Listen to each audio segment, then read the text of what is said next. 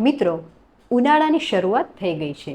આ ઉનાળામાં તમારા શરીરમાં કુદરતી રીતે જ એસી જેવી ઠંડક કરવા માગતા હોય તો આ એક વસ્તુ જરૂરથી લો. મિત્રો, આ વસ્તુ આપણા શરીરમાં ઠંડક કરવાની સાથે જ આપણા પાચનને સુધારે છે, કબજિયાતને દૂર કરે છે, આપણા શરીરને ડિટોક્સ કરે છે, એટલે કે શરીરમાં રહેલો વધારાનો કચરો બહાર કાઢે છે. તે આપણા સ્કિન અને વાળ માટે ખૂબ ઉપયોગી છે. તે વજન ઘટાડવામાં મદદ કરે છે. મિત્રો, આ કોઈ જ મોંઘી વસ્તુ નથી, પણ આ વસ્તુનો આપણે વર્ષોથી ઉપયોગ કરતા આવીએ છીએ અને સાથે જ આ વસ્તુ આયુર્વેદની એક ઉત્તમ ઔષધિ પણ છે. તો આ ઔષધિનું નામ છે વન તુલસી. આ વન તુલસીના બીજને આપણે તકમરિયા તરીકે ઓળખીએ છીએ. તેને સબ્જા સીડ્સ પણ કહેવામાં આવે છે અને ઇંગ્લિશમાં તેને સ્વીટ બેઝિલ સીડ્સ કહેવામાં આવે છે. આ તકમરિયા ઉનાળા માટે ઠંડકનો ખજાનો છે.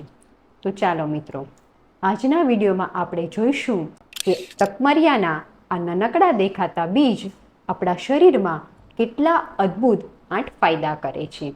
આ તકમરિયાને કેવી રીતે લેવા જોઈએ અને કેટલી માત્રામાં લેવા જોઈએ. આ તકમરિયા લેતી વખતે કઈ કઈ બાબતોને ધ્યાનમાં રાખવી જોઈએ અને કોણે આ તકમરિયાનો ઉપયોગ ન કરવો જોઈએ, આ બધા જ વિશેની સરસ માહિતી આજના વિડીયોમાં આપણે જોઈશું. અને વિડીયોના એન્ડમાં ઉનાળામાં લૂથી બચવા માટે અને ઠંડક કરવા માટે એક સ્પેશિયલ ડ્રિંકની આયુર્વેદિક રેસીપી જોઈશું. માટે વિડીયોને એન્ડ સુધી જરૂરથી જોજો અને વિડીયો જો ઉપયોગી લાગે તો તેને જરૂરથી શેર કરજો.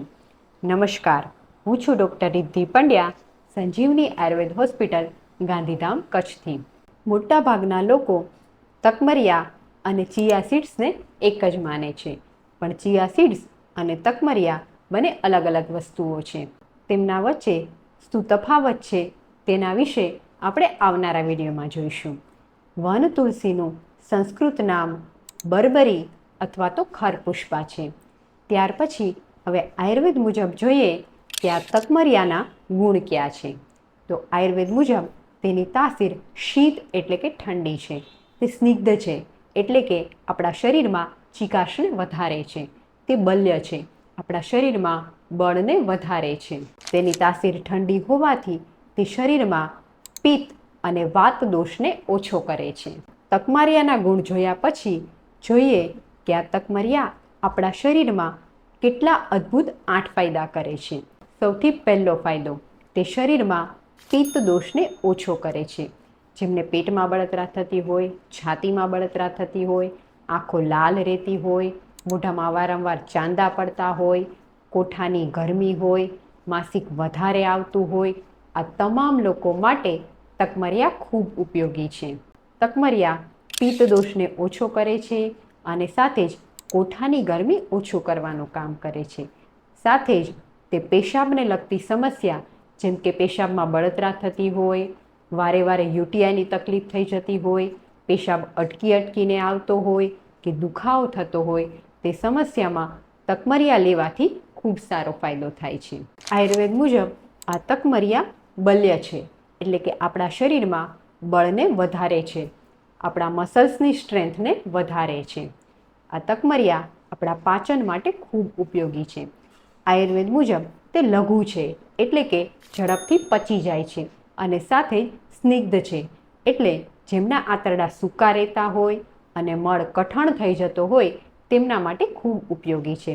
રિસર્ચ મુજબ તકમરિયામાં ફાઇબરનું પ્રમાણ વધારે છે અને એટલે જ તે કબજિયાતને દૂર કરવા માટે ખૂબ ઉપયોગી છે. આમ આ તકમરિયા આપણા પેટ અને પાચન માટે ખૂબ ઉપયોગી છે.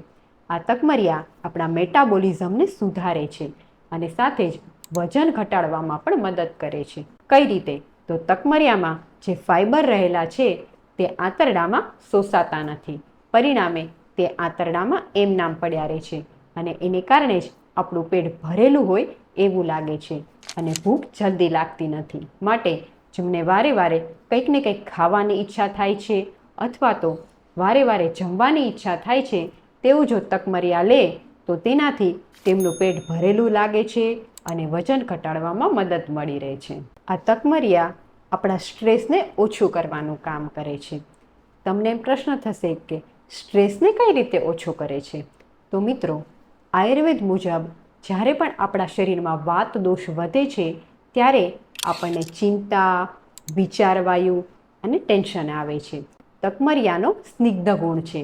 આ ગુણને કારણે તે શરીરમાં વાત દોષને ઓછો કરે છે અને આ વાત દોષ ઓછો થવાથી જ વિચારવાયુ ઓછા થાય છે, ચિંતા ઓછી થાય છે અને ઊંઘની સમસ્યામાં ખૂબ સારો ફાયદો થાય છે.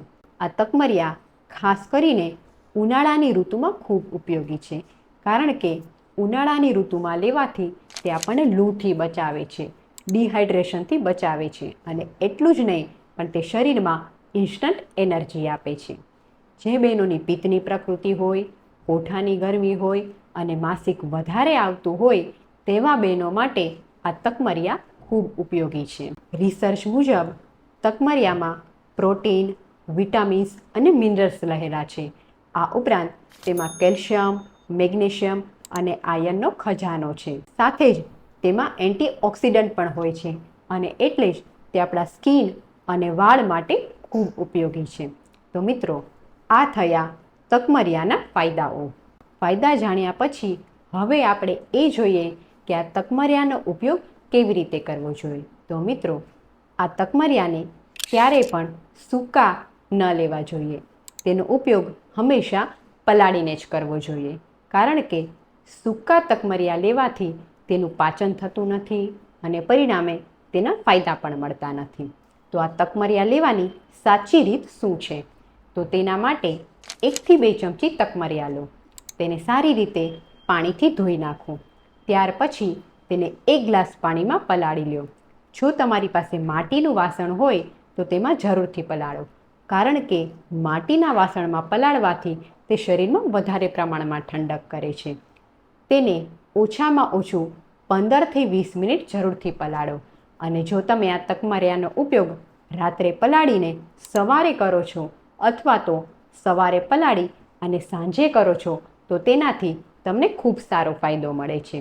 આ રીતે પલાળેલા તકમરિયાનો ઉપયોગ કરવાથી તમને ઉપરના બધા જ ફાયદા મળે છે, કારણ કે જ્યારે તકમરિયાને પલાળવામાં આવે છે ત્યારે તેના બીજ ફૂલવા માંડે છે અને તેની આજુબાજુ એક સફેદ જેલી જેવું કવર બની જાય છે અને આ જેલી જેવું પડ જ આપણા સ્વાસ્થ્યને વધારવામાં ખૂબ ઉપયોગી છે. હવે આ પલાળેલા તકમરિયાને તમે કઈ અલગ અલગ રીતે લઈ શકો છો. તો સૌથી પહેલાં 1 ગ્લાસ માટલાના ઠંડા પાણી સાથે તમે 1 ચમચી પલાળેલા તકમરિયા લઈ શકો છો. આ ઉપરાંત તમે તમારા ટેસ્ટ મુજબ અલગ અલગ રીતે પણ તકમરિયા લઈ શકો છો, જેમ કે આમળાનું શરબત, વરિયાળીનું શરબત, ખસનું શરબત, કોકમનું શરબત, લીંબુનું શરબત. આ બધા જ શરબતમાં 1 ચમચી પલાળેલા તકમરિયા નાખી શકો છો. આ ઉપરાંત તમે નાળિયેર પાણીમાં પણ 1 ચમચી તકમરિયા નાખીને લઈ શકો છો. જો તમને દૂધ માફક આવતું હોય તો દૂધમાં થોડી સાકર અને એલચી નાખી સાથે જ 1 ચમચી તકમરિયા નાખી તેનો ઉપયોગ કરી શકો છો.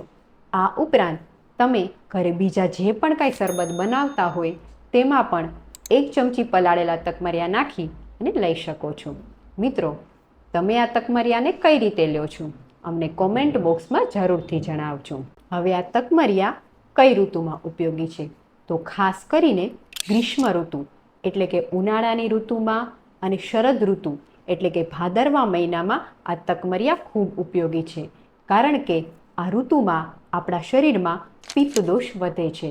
આ તકમરિયા લેવાથી તે પિત્ત દોષને ઓછો કરે છે, શરીરમાં કુદરતી રીતે ઠંડક કરે છે અને સાથે જ આપણને ઇન્સ્ટન્ટ એનર્જી પણ આપે છે. હવે આપણે એ જોઈએ કે આ તકમરિયા લેતી વખતે આપણે કઈ કઈ બાબતોને ખાસ ધ્યાનમાં રાખવી જોઈએ. સૌથી પહેલી વસ્તુ કે તકમરિયાને ક્યારેય પણ સૂકા ન લેવા જોઈએ. તેને હંમેશા ઓછામાં ઓછું 15 થી 20 મિનિટ પલાળીને જ લેવા જોઈએ. ત્યાર પછી તકમરિયામાં ફાઇબરની માત્રા વધારે છે, એટલે જ એને હંમેશા 1 થી 2 ચમચીની માત્રામાં જ લેવા જોઈએ. તેનાથી વધારે માત્રામાં ક્યારેય ઉપયોગ ન કરવો જોઈએ. આ તકમરિયાનો ઉપયોગ રાત્રે ન કરવો જોઈએ. જેમની કફની પ્રકૃતિ હોય અથવા તો જેમને કફ દોષને લગતી તકલીફ થતી હોય, જે બહેનોને માસિક ઓછું આવતું હોય તેમણે તકમરિયાનો ઉપયોગ ન કરવો જોઈએ. 15 વર્ષથી નીચેના બાળકોને તકમરિયા ન આપવા જોઈએ. આ ઉપરાંત જે બહેનોને પ્રેગ્નન્સી હોય અથવા તો જે બહેનો ફીડિંગ કરાવતી હોય તેમણે હંમેશા ડૉક્ટરની સલાહ લીધા વગર તકમરિયાનો ઉપયોગ ન કરવો જોઈએ. હવે આપણે ઉનાળામાં લૂથી બચવા માટે અને ઠંડક કરવા માટે બધા લઈ શકે તેવી આયુર્વેદની રેસીપી વિશે જોઈએ. તો તેના માટે 1 ગ્લાસ જેટલું માટલાનું પાણી લો. તેમાં સ્વાદ મુજબ સાકર નાખો, થોડુંક સિંધાલું મીઠું અને શેકેલા જીરાનો પાવડર નાખો અને તેમાં 1 થી 2 ચમચી જેટલો લીંબુનો રસ નાખો. આ મિશ્રણમાં 1 ચમચી જેટલા પલાળેલા તકમરિયા અને 4 થી 5 જેટલા પુદીનાના પાન નાખો. આ બધી જ વસ્તુને હલાવી આ શરબતને સાંજે જો ઉનાળામાં લેવામાં આવે તો તે શરીરમાં કુદરત રીતે ઠંડક કરે છે. સાથે જ પિત્ત દોષને ઓછો કરે છે. જેમને લીંબુનો રસ માફક ના આવતો હોય તેમણે લીંબુનો રસ ન નાખવો. મિત્રો, કોઈ પણ ઔષધિ ગમે તેટલી સારી કેમ ન હોય પણ તેને જો સાચી રીતે લેવામાં આવે તો જ તેના ફાયદા મળે છે અને તેનાથી કોઈ નુકસાન થતું નથી. તો આશા રાખું છું કે તકમરિયા વિશેની આ માહિતી તમને જરૂર ઉપયોગી થઈ હશે. વિડીયો જો ઉપયોગી લાગ્યો હોય તો આ વિડીયોને જરૂરથી સેવ કરજો, શેર કરજો અને અમારા પેજને જરૂરથી ફોલો કરજો. આયુર્વેદની આવી જ ઉપયોગી માહિતી માટે અમારા વિડીયોને જોતા રહો. આયુર્વેદ અપનાવો, સ્વસ્થ રહો.